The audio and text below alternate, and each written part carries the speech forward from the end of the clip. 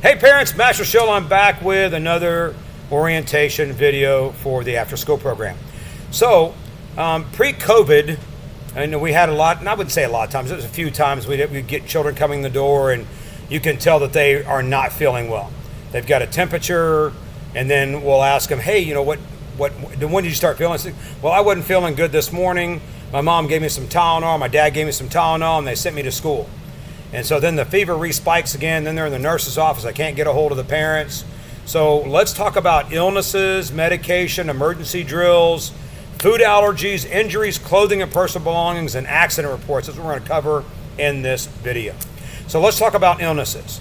I know we have to work, I get it. But if your child has a fever, please, they have to be fever-free for 24 hours before they can come back to us. And it's the same rules that apply to the school. So please make sure and have them do that. Medications. If your child is on a maintenance medication that we have to administer, please, when you go to the pharmacy to get the next refill, tell them that you need a prescription bottle for the after-school program.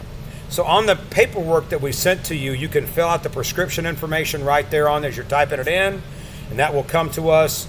Mrs. Jones is my operations director, but she's also a registered nurse, and she is the one that's in charge of all the medicine. We only have maybe 1 or 2 kids that have that. Now, if we are doing that, please make sure we have the release form signed. We have the medication. It's in a bottle with the child's name on it. We've never had the health department come in, but I don't want them coming in and saying, oh, you're administering medicine without, authorization. So this is what we have it, and it's got the prescription load on it and everything else. The second thing is that if your child has an allergy, if they have an allergy where they have an EpiPen or something of that nature, it's the same thing. I need an EpiPen with the prescription on it, and I need that brought to us so that we can house it here just in case. Now, I will tell you that I do not do like the schools do. The schools, if the child has a peanut allergy, they eliminate peanuts all the way around.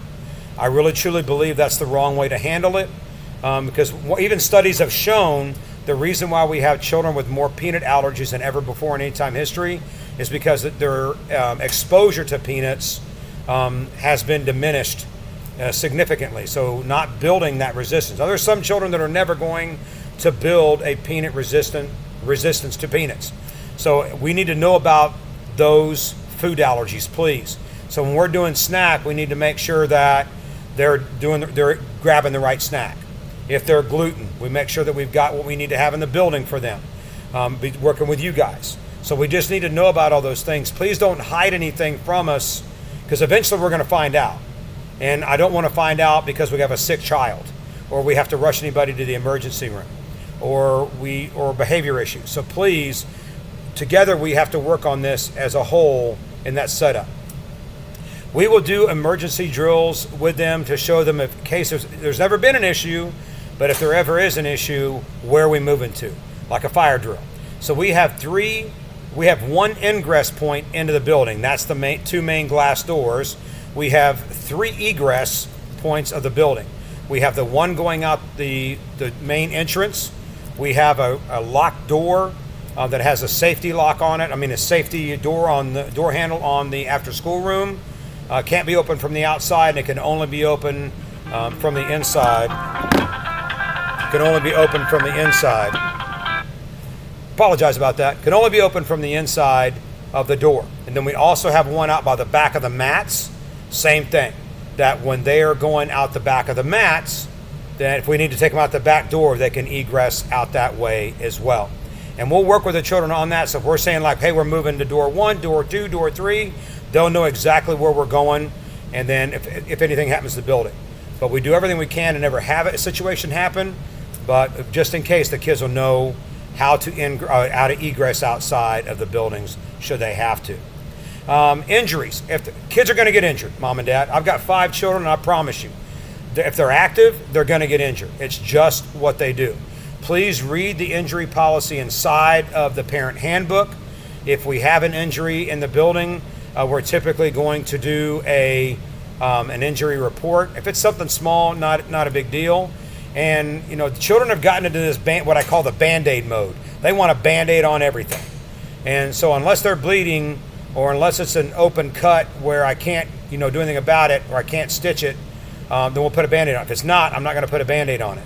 Just because I don't want them getting mentally in this habit of, I have to have a crutch to survive in life. And that's not what it's about. With Mrs. Jones in the building, I've had a lot of first aid training, so has Coach Bill. So we've got a lot of experience in that setup, and we'll handle it. We've got an ice machine in the building if we need to apply ice. I know how to administer concussion protocols. So to make sure if we've got a child who's hit their head, what do we need to do? We were not, even if you put on the sheet that we're allowed to give your child Tylenol and ibuprofen, we're still going to call you and ask. Now, unless I can't get a hold of you, then I'll take that next step. But we just want to make sure that we're communicating with you and letting you know what's going on. So if you feel like you want to take another action, you can, and you're not getting here and you don't have all the information. Now, please do me a favor. If you're riding home and your child gives you I was attacked by a Tyrannosaurus Rex today, and he stepped on me and beat me up, and immediately you get into parent mode and you call us up and you're like firing at us on the phone. What in the world happened, right? Please just call me and ask me what happened. Because either one of two things happen. Either we have a little bit of embellishment going on, or the child never came to us at all and said anything. And that happens sometimes. If we have a situation going on where a child's injured, we're going to make up an accident report. And we're going to have you sign it at the front of the building. But please come talk to us. I want you hearing from us what happened and what's going on. So please just come talk to us. Please don't automatically assume that we're doing something that is egregious or that we're trying to do something that hurts the children. That is the last thing we'd ever want, is any of these kids being hurt. I want this being an environment where they feel safe. They understand that we love them. We're going to push them in a positive way. There's going to be consequences, but it's a safe place for them to be at, so it lowers their anxiety levels, so it really allows them to grow physically, emotionally, mentally, and socially. So that's where I want to be at on that. Let's talk about clothing and personal belongings. Please, children, I love them, but they do what's called, whenever they're changing in the changing room, they do what's called the scoop method. They just scoop anything and everything around them. So we have to work with them and teach the children about, hey, make sure and pick up only your clothes. Don't just do the scoop method, pick everything up. We try to mitigate that with, when we're having them come out of the bathroom after class, is we make them fold their uniform up. And that typically will let us find things right off the bat. So please reiterate to the children that, hey, you need to make sure and fold your uniform after you get changed out of your uniform after each class. And that's typically when we discover that we have extra clothes that have been scooped up, instead of just all of it being stuffed in the locker. If by some chance you get home and you see an extra shirt, pair of pants, socks, shoes, it's happened, all of it, please just bring those back to us so we can get them back to their rightful owner. And as I said earlier, on the accident reports, if we have one, they'll be at the front counter. If on the sign-out sheet it says see staff, typically it's that, or we've got a billing issue we need help with. So it's one of those two things. So again, if you have any questions about any of this, you can read the handbook, you can call us, email us, whatever you need, and we'll be here for you. Master Show signing off. We'll talk soon.